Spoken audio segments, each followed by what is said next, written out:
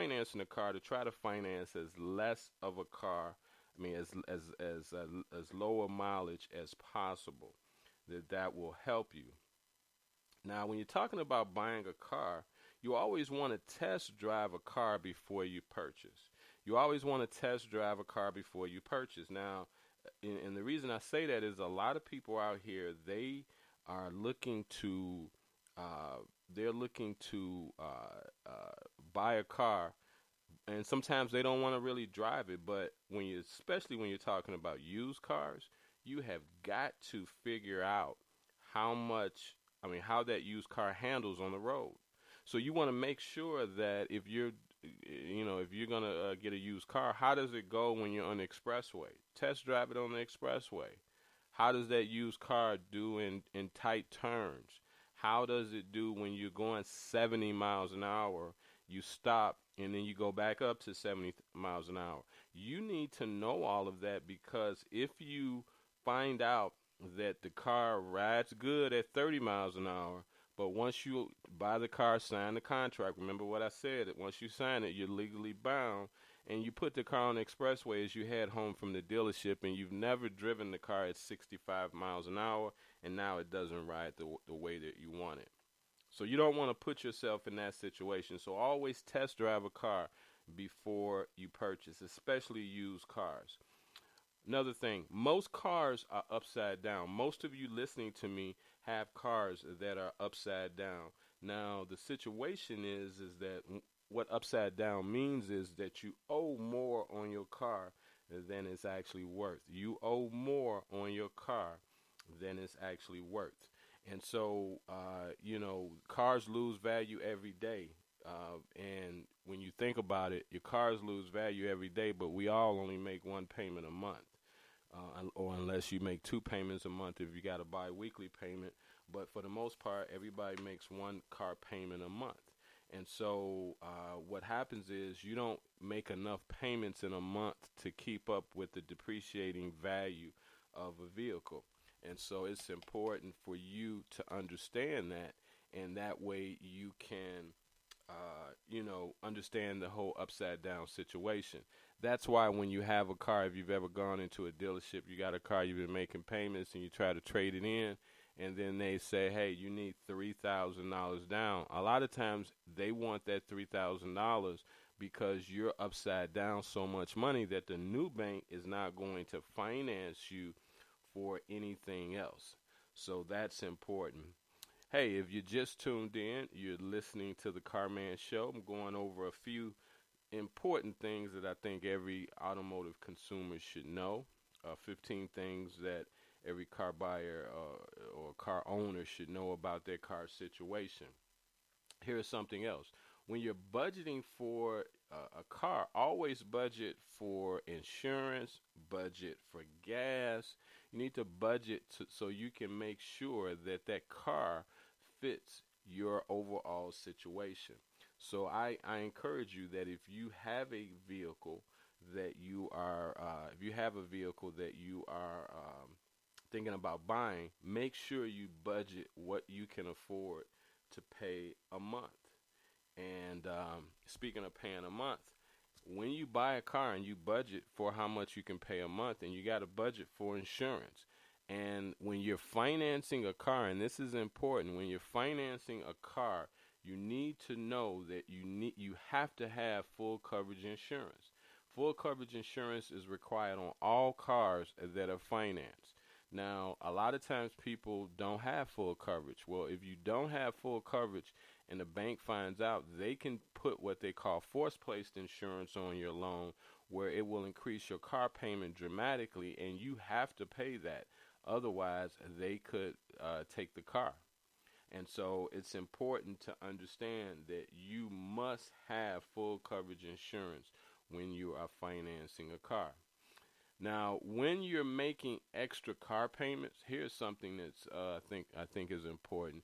When you're making extra car payments on a car, make sure that you don't that you understand what you're doing. First of all, if your car payment is $300 and you pay $400, that money is going to go toward interest as well as a payment. If you're making an extra car payment, are you making it because you want to pay down the balance, or are you making it because you want to pay your car payments ahead of time? So if you want to pay your car payments ahead of time, then, you make a payment, and then instead of, let's say you made $600 one month and your car payments are $300. Well, you've actually paid for that month and the next month, so you're good.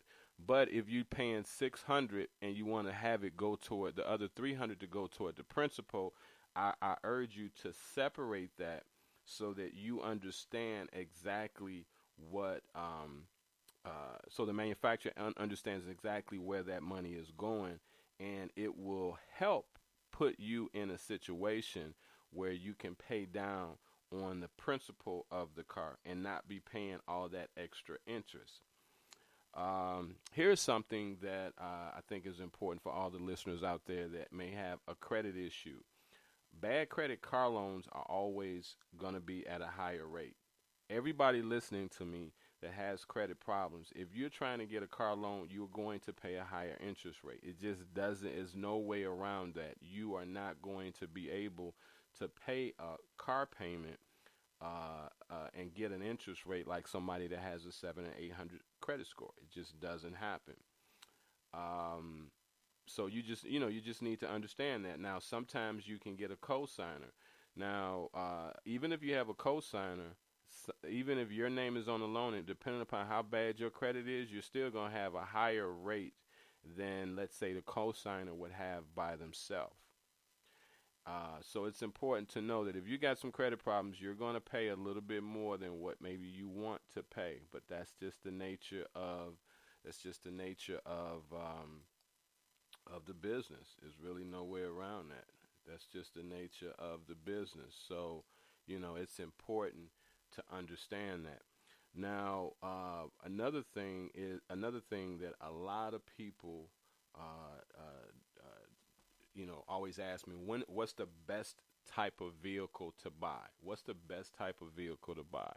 And I say, the best type of vehicle to buy is the vehicle that you feel as though that you got the best deal on. But there are certain vehicles that might have a higher resale value. Now, in this day and age, I've been in the car business where I saw the whole SUV market explode, and now it pretty much has eliminated the van market, and everybody wants an SUV. The beauty about an SUV is that used SUVs have a higher value than used cars. Let me say that again. Used SUVs have a higher value than used cars. Used trucks, like pickup trucks, have a higher value than used cars. And so if you're looking at something used, it's always good to look at an SUV, because that SUV could possibly be a good deal and have some value for you long term. So listen, if you just tuned in, you were listening to the Carman Show podcast. Today just kind of ended the week of our first go-round with the whole podcast thing, and we definitely hope that some people take advantage of listening to what we've been talking about here on the podcast. Today it was about 15 things that every car buyer should know. We're going to be doing this next week and have some more podcast ideas, some things to talk about. We may even do some video podcasts. We're going to figure out some things to just continue to pass the message on and educate so many of you, the automotive consumer. So listen, I just want to say thank you for listening to this podcast. If you want to contact me down the road, feel free to go to my website, thecarmanshow.com. That's thecarmanshow.com, and I will gladly be able to help you in whatever situation you're in.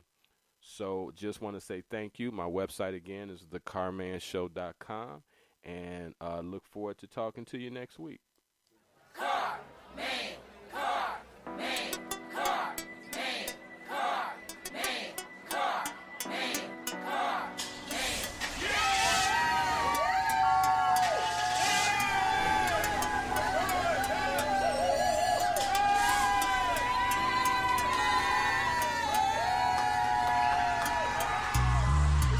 It's about that time.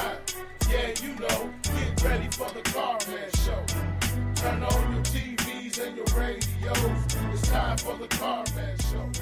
It's about that time. Yeah, you know.